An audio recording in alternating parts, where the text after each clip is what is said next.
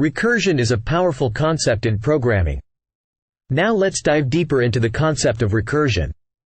In this section, we will explore the introduction to recursion. Recursion is a fundamental concept in computer science that involves breaking down a problem into smaller subproblems. A recursive function calls itself to solve these subproblems, and this process continues until a base case is reached. The base case is a condition that stops the recursion and allows the function to return a value. Understanding recursion is important for understanding advanced algorithms and data structures. Recursion involves breaking down a problem into smaller subproblems. The base case is a crucial part of recursion. It acts as the stopping point for the recursive function. Without a base case, the recursive function will keep calling itself infinitely, resulting in infinite recursion. The base case provides a termination condition for the recursive process. It helps in avoiding infinite recursion by giving a point where the function stops. The base case is the exit condition for the recursive function. The recursive case is another crucial part of recursion. It allows the function to call itself and break down the problem into smaller subproblems. The recursive case follows a step-by-step approach to solve the problem by calling the function recursively on the smaller subproblems. It is an important part of recursion as it helps in solving complex problems by breaking them down into smaller parts. The recursive case contributes to the step-by-step approach of solving the problem using recursion. Let's understand recursion with a simple example of factorial. In this segment, we will explain how to implement factorial calculation using recursion in Java. Here are the key points to understand. The program starts by defining a class called factorial.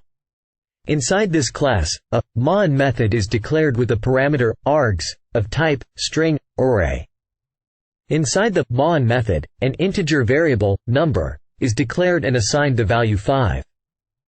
Another integer variable, result, is declared and is assigned the value returned by the calculate factorial method when called with the number as an argument.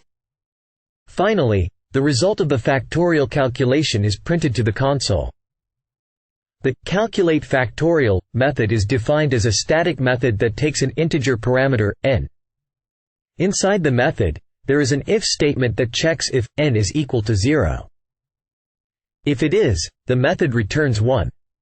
Otherwise, the method recursively calls itself within 1 as the argument and multiplies the current value of n with the result of the recursive call. The factorial of n is calculated by multiplying all the numbers from n to 1. The method ends with a closing curly brace. Another popular example of recursion is the Fibonacci series. Recursion is a process in which a method calls itself.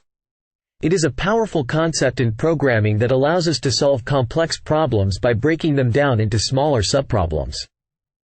In Java, recursion can be used to solve various problems, including generating the Fibonacci series.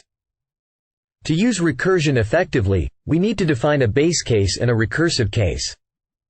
The base case is the terminating condition that stops the recursive calls. In the case of generating the Fibonacci series, the base cases are when the input number is 0 or 1. If the input number is 0 or 1, the function simply returns the same number. The recursive case is the condition in which the function calls itself with modified parameters. In the case of generating the Fibonacci series, the recursive case is when the input number is greater than 1. To calculate the Fibonacci number, the function calls itself twice, each time decrementing the input number. The function then adds the corresponding Fibonacci numbers of the two preceding numbers to get the current Fibonacci number. By calling itself recursively with the two preceding numbers, the function can generate the entire Fibonacci series. The given code is a Java program to generate the Fibonacci series using recursion. The main function takes an integer n and prints the Fibonacci series up to n. The for loop iterates over the range from 0 to n and calls the calculate Fibonacci function for each value of I.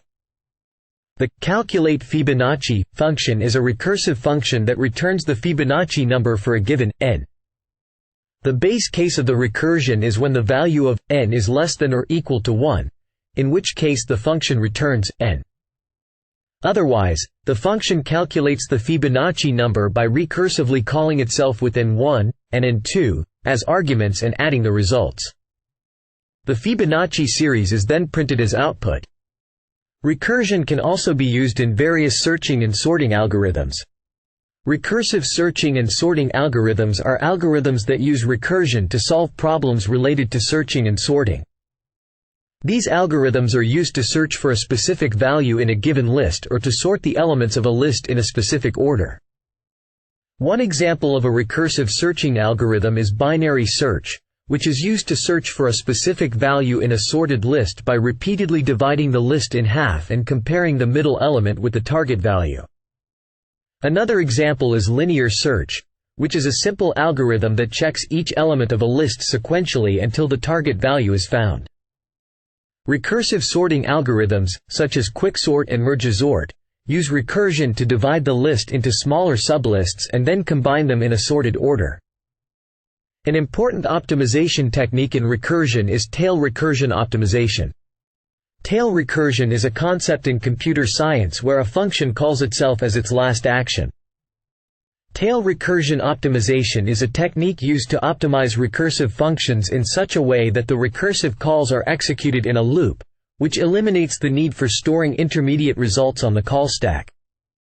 The main benefit of tail recursion optimization is that it avoids stack overflow errors that can occur when a recursive function is called multiple times without returning. In Java, tail recursion optimization is not supported by the language itself, but it can be implemented manually by converting the recursive function into an iterative one.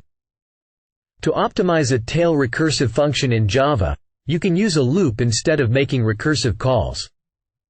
By using tail recursion optimization, you can improve the performance and efficiency of recursive functions in Java.